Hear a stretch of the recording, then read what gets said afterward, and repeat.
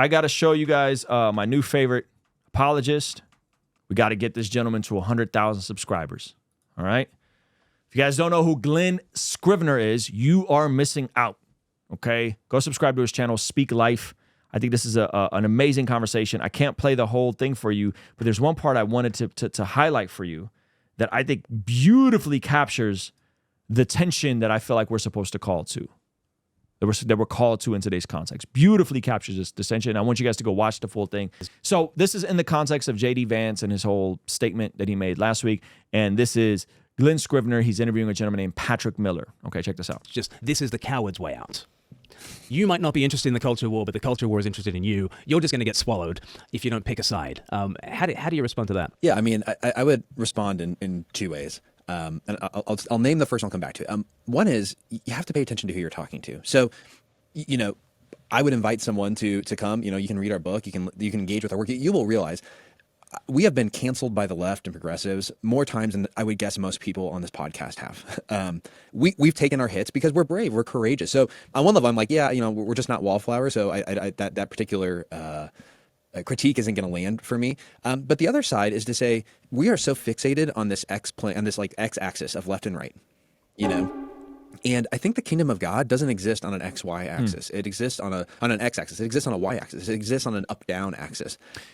So what Patrick is pointing out here is that so much of our divisions within culture today is right or left, right? And what he's getting at is that there is a up and down kingdom virtue ethic. Okay, and listen to how he breaks this down. This is wonderful. Check this out. And when we start saying my citizenship and my sense of loyalty is to the kingdom, we ascend above this left-right debate thing. And if people are just living in a two-dimensional world of left and right, and that's all there is, they're going to be confused when they see aspects of that kingdom ethic, that kingdom value kind of cutting into where they're at. And they're going to try to read and be like, oh, you must be on the left, or you must be on the right. And I'm saying, no, I'm living in three dimensions. And you're just seeing the points where my view are intersecting with your points. Like, we need to have a more multi-dimensional view. And again, that's like, I can give a really practical example of this. So check this out. Check this example. This is super dope. And I feel like examples like this could potentially be a solution to the culture war. And this is a lot of my heart and the stuff that we're doing behind the scenes and we're working on. Check this out. We need to both cultivate and resist the world around us. Jeremiah calls us to do this. Jeremiah 29, cultivate, work for the welfare of the city in which you find yourself. Then the end of the book of Jeremiah, flee Babylon, run from its idolatry, don't get caught in the conflagration, right? You have both these elements in the book of Jeremiah, flee and resist Babylon. And I think when you do this as a church, you code both left and right at times. You totally go nuts with people's categories. In 2019, we. So did you guys catch that? So both flee and cultivate. That we're in the world, but we're not of the world. There are times where we need to retreat and not be worldly, and there are times where we need to go in the world and seek the good of the city for which God has called us into, which is, in this context, he's echoing what's going on in Jeremiah 29. Now, he tells a story that's really cool. Check this out.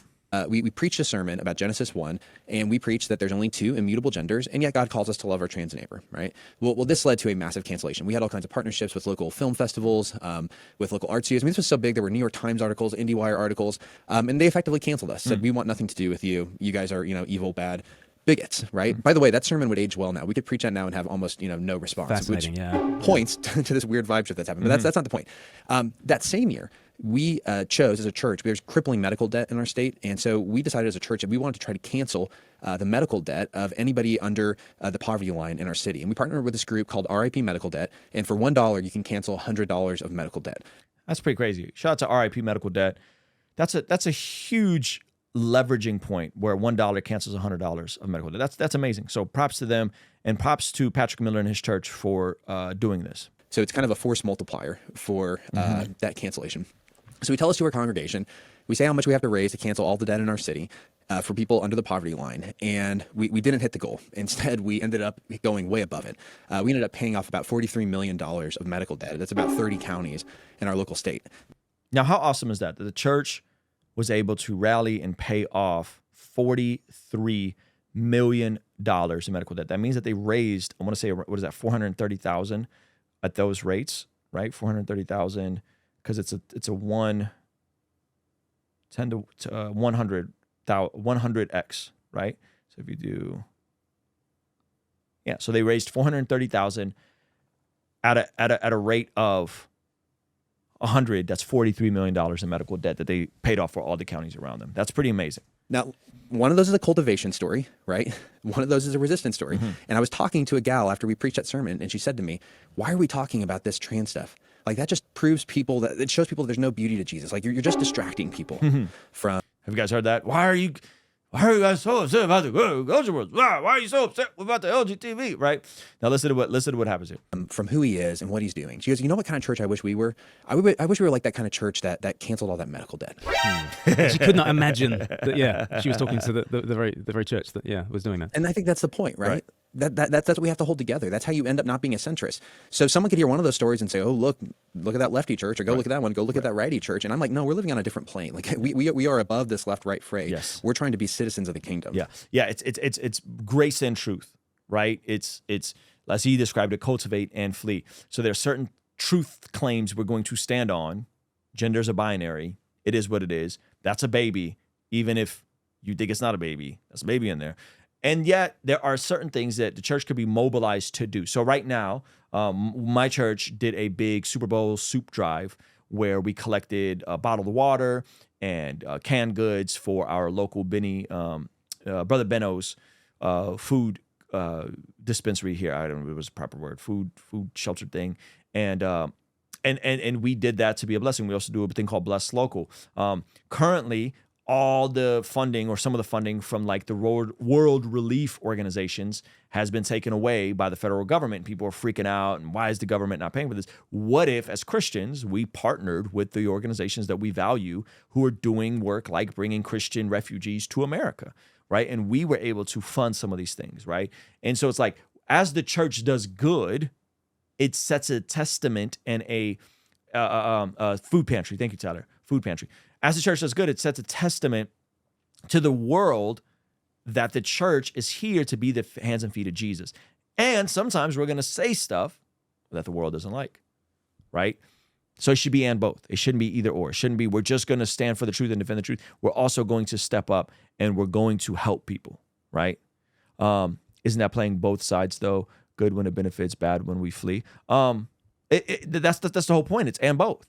Jesus fed people and met their physical needs, but he also told them, you're just here because you want a meal.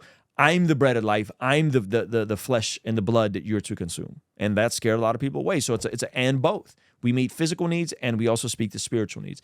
So if you want to say it's playing both sides, sure. But I think that's what we're called to do, right? It's to do both, right? To cultivate and to flee at times. Right? Now, flee is in like don't avoid the conversation, but as in flee the world system that is trying to indoctrinate us into falsehood. Does that make sense? So, this is a good thing. This is a good thing. Now, what I like about this next question is Patrick Miller then goes on to explain how to do this in a practical sense. Okay. So tell us, how can we do that? Give us some strategies for being joyful outsiders. You give 6 in the book. Perhaps pick a couple of favorites. Yeah, so the 6 ways in the book are, you can almost call them archetypes, almost personalities, although I don't think they're unique. And so he's describing these, it's from his book, Joyful Outsiders, 6 Ways to Live Like Jesus in a Disorienting Culture, new book out by Patrick Miller. So listen to what he describes here. To individual personalities. But each one of them has a different way of changing the culture, both resisting and cultivating the culture around it. So you have people who we call trainers, or we might call them disciplers, people who change the world by changing people's habits, helping people to grow in virtue. Because, I mean, again, you can read all kinds of people in the secular and Christian world who would say you can't have a virtuous people without virtue. Like you have to have virtuous people to run a society in a fruitful manner. That's good. Can't have virtuous people without virtue. And it bugs me that the secular media or the secular books do a better job of helping people cultivate virtue, cultivate habits than Christian books oftentimes, right? And so there are some that are starting to come out, Habits of the Household, I love. My book, Godly Ambition, that's coming out later this year, is about the same idea, cultivating virtue, cultivating these different things. My buddy Josh Nadeau from Sword and Pencil, this is his new book, same idea, room for good things to run wild. We're actually going to have him on the channel tomorrow. So it's good that I'm starting to see more of these conversations about cultivating virtue. We talk about artists, people who change the world by creating beauty. Again, that can both challenge and cultivate the world around it. We have ambassadors, your classic evangelist type people who change the world by changing hearts. You have builders, people who change the world by building institutions. Those might be nonprofits or businesses, because institutions are very much so the durable forms of our common life, the place where we live our lives together. So you can change the world a lot doing that. You have protesters who change the world by challenging injustice.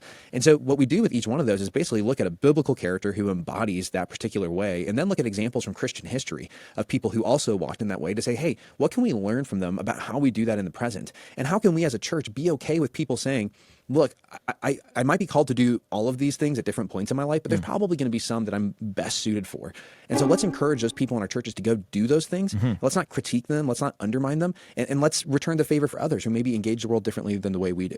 Amen. And again, big shout out to Glenn Scrivener. Subscribe to his YouTube channel, Speak Life, and Patrick Miller's new book. That's amazing. And this is kind of what this is exactly what we're working on with the Bless God Summit. We are trying to encourage, empower, inspire people to live God's dream with their life. And that looks like cultivating biblical worldview for day one. So we're talking about apologetics, why church. And day two, we get into the habit formation. So we got Trizzle Fitness. We're going to be talking about family, the home. Pastor Chris Brown is going to be talking about marriage. We're going to have Avery talk about being single as a young Christian man. And then day three, we get into the marketplace. So we got Lila Rose talking about how she built live action through protesting, nonprofit. We're going to talk about businesses being built, Christian artists like my guy, Nick D., like Ryan Pineda and everything he has going on, Dallas Jenkins from The Chosen, and that we're laying out a framework to go, hey, first worldview, church, downstream effects, home, family, into our institutions, into the marketplace, commerce, nonprofit, building out ministries. Those are the things we're doing. And so anyway, that's happening March 27th, 28th, 29th. And if you can't afford to be there because it's far, you can't travel to California, I'd encourage you guys to apply for a scholarship over at blessgodsummit.com. You'd be surprised we've been blessed to give away a lot of tickets as well. So blessgodsummit.com to get your tickets, or apply for a scholarship. We also got the virtual ticket available at blessgod.shop. You can get that there. So check that out. I love when I hear other people talking about this with regards to how we cultivate, how do we resist and cultivate, how do we remain in the world but don't become of the world, how do we walk full of grace and truth, and that's exactly my heart with what we're attempting to do here. So anyway, let me know what you guys think about that. All right. Hey, thank you so much for checking out the video. Please be sure to comment below and subscribe and all that good stuff, and check out this other video that YouTube seems to be recommending just for you. Let me know if they nailed it. All right, I'll see you over there. Peace.